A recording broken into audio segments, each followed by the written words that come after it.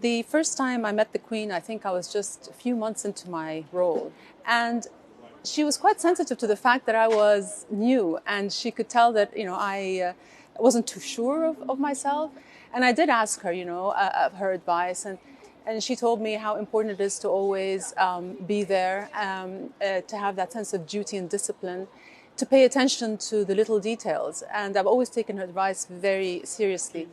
To me, she was public service personified. She is a woman who pledged her life to the service of her people, and for 70 years, never once fell short of that promise. And I think today, she was the Queen of England, but she's also symbolically the Queen of the world.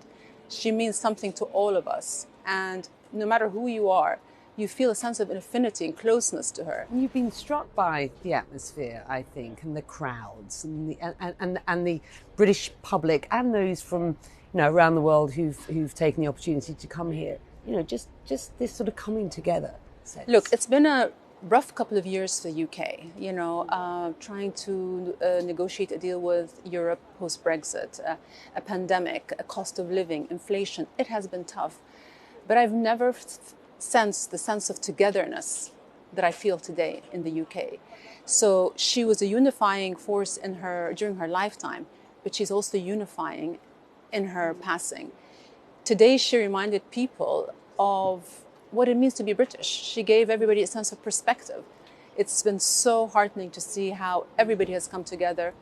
Politicians from all sides have sort of closed ranks around their new king. And today we mourn a life, but we also celebrate a life, and we celebrate the start of a new chapter for this country. And I'm very optimistic. How important is this royal family to the Hashemites? The relationship goes back several decades and spans several generations. His Majesty King Hussein and Her Majesty ascended to the throne in 1952, and they've enjoyed almost 50 years of a close friendship, made them more special by their common experience as monarchs. And my husband, King Abdullah, inherited and cherished this relationship. He was also very fond of Her Majesty, as was I. It's impossible not to be. And we have a very close relationship with His Majesty and the Queen Consort Camilla. And my son now is very close with Prince William. So it's a relationship that goes through generations, and one that we really hold close because it's based on common values. My husband, as you know, has served in the British Army as well, and my son also graduated from Sandhurst. So it's multifaceted and goes back a very long way.